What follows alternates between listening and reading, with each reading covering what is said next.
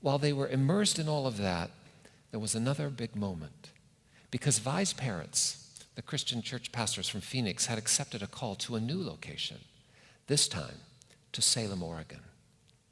And Vi's parents would send photographs back to Vi and her siblings, and they saw the pictures of Oregon in February, while the snow was deep in northern Indiana and the drifts could block the highway. Mom and Dad Hayes are out in Oregon, and here's a photograph of them in their garden with flowers growing and the grass green. They had a sense of the majesty and the magic of the Pacific Northwest. Let me just say here, while I connected to Vi in her faith in Christ, I also connected to her in her love of the Pacific Northwest, which is the land from which I also come. And there was something about the photography, there was something about the letters from Mom and Dad out in Oregon, there was something about the way it was described and the way it felt that became a call to Vi and Dick and to the other members of the tribe. And they would all migrate out to Oregon, and they would settle in the Willamette Valley, where in some seasons of the year there's a fog that burns away as shafts of light break through the clouds by midday, and soon the air is lifted and you see the majesty of Mount Hood in the distance.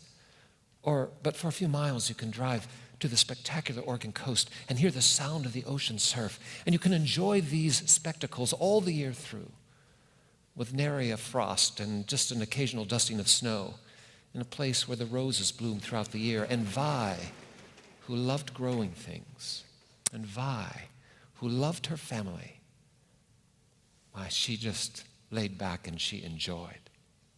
She had 2 daughters, Vianne and Sherry, born here in Indiana. And when they moved to Oregon, she and Dick would have 2 more children, 2 sons, Rick, and the youngest they would name Randy. And these families, this group of children and their parents, found a piece of paradise, as they recalled, in that Willamette Valley of Oregon. Well, there was a terrible tragedy that came in the 1960s, because while they moved there in 1959, a few years later, in an awful accident, Dick, while operating some farm machinery, accidentally engaged his youngest son, little Randy, who died. It was an awful, awful moment, and anyone who's lost a child can approach the feeling, the burden, the heart cry, the scream of such a tragedy. It's one thing to lose a child. It's quite another to lose a child as a consequence, you believe, of your own negligence. And Vi's husband, Dick, would live always with that bruised heart that his precious youngest boy was lost because of him. Vi knew better, and so did all the world around him, and Dick could understand it intellectually, but all of us know how awful that would be. And Vi and her husband, who might have been torn apart with such a loss, found themselves instead drawn together. Vi encouraging, Vi believing in, Vi holding close her husband, Dick. And in the same way that marriages sometimes unravel with tragedies like that, so do sometimes our faith. I've known people who've experienced great tragedy and as a consequence have turned their back on God, blaming him in some way. But again, this tragedy did not drive a wedge between Vi and her God. It just drew her closer.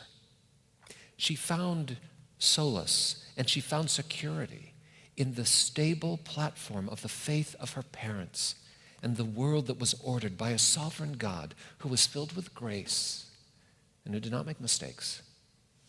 Maybe that's why through it all, Vi was a person with a phenomenal sense of humor. She loved to laugh, and she loved to make other people laugh. She wasn't necessarily a prankster. This is not a woman who's going to play a practical joke on you for the sake of a laugh. But she's somebody who could engage in repartee and stimulating conversation and find an edge and find a remark and find a phrase that can just drop in, even in a serious moment, and bring a smile. I remember this clearly just in my last visit with her at the hospital.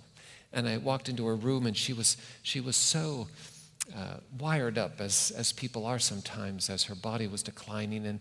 And she smiled as soon as I came in, and I said, Vi, how are you? And she said, I'm fine. And then she said, except for this tube coming down my throat. And she had the tubes and all that to help her breathe. And she said, it's really uncomfortable. I said, I can imagine that, And there's something in me, because I have that same kind of just a little perverse twist. I said, but don't worry. Vi, it could be worse. I've had tubes in other places, more provocative than that. She started to laugh, and so did I, because there was something about Vi that even in the most desperate moment, even in the most uncomfortable scenario, she knew there was a God, and there was a God of life, and there was something that you could smile about. And she infused that into her family, and to all of her friends, to all that knew her. She loved her family. Her faith and her family defined her. And over the years, as her children would grow up and become adults, as the girls would marry in turn, and one of them would marry a man who brought her back to Indiana, the family began to gravitate back away from Oregon, back to settle together, because this was a family that valued above all other things its relationships with each other, a family that was together. And Vi's greatest pleasure was to bring her family together, even if it was something that she did not want to do herself. If the family wanted to enjoy it, she was there to enjoy it. She loved the hymnody of the church. She grew up in a world where people dressed up to go to church and the congregation sang hymns accompanied by an organ. But even as the world changed and her grandchildren began to explore other avenues of music, and religious music evolved, or by some measures devolved, but expanded its horizons, even though it might not be her preference, if her family was blessed by it, she was blessed by it. If her family wanted to go here, she wanted to go too. She was always ready to be with her family because it was primary. She loved to eat stuffed green peppers and liver and onions. She loved to fix food for her family, and she loved to dine with them. She loved her garden. She loved the Gaither videos.